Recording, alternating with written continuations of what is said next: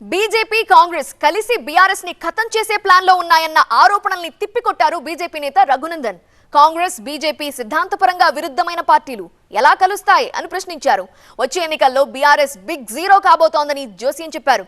బీజేపీపై అవాకులు చవాకులు పేలొద్దని కేటీఆర్ కి హరీష్ రావుకి వార్నింగ్ ఇచ్చారు రఘునందన్. సమీక్ష చేస్తుంటే తలుపులు పెట్టి సెల్ ఫోన్లు పక్కన పెట్టి మీడియాను రానియక సమీక్ష చేసుకుంటుంటే కార్యకర్తలంతా తిరగబడి అడిగిండ్రు. 10 ఏళ్ల తర్వాత ఇవాళ యాదికొచ్చిర్రా మీ కార్యకర్తలని? ఇప్పుడన్నా బుద్ధి తెచ్చుకోర్రి, ఇప్పుడన్నా సీట్లు అమ్ముకోకుండ్రి. కలెక్టర్లకి, ఎమ్మెల్సీలకి, కాలేజీలు పెట్టుకున్న వాళ్ళకి, డీమ్డ్ యూనివర్సిటీలు పెట్టుకున్న వాళ్ళకి, 100 కోట్లు ఉన్న వాళ్ళకి బీఫాములు అమ్ముకునే మీ పార్టీ మిమ్మల్ని మేం గతం చేసినది. తెలంగాణ సమాజమే మిమ్మల్ని చీదరించుకుంటుంది, చీత్కరించుకుంటుంది. మీ డబ్బు యావని చూసి సిగ్గుపడుతుంది తెలంగాణ సమాజం. ఒకసారి మీరు 5గురు వచ్చి పోటీ చేయండి. ఎవరు కాకులు ఎవరు హంసలో తెలంగాణ సమాజం ఇప్పటికే ఒకసారి తీర్పిచ్చింది, భవిష్యత్తులో తీర్పిస్తుంది.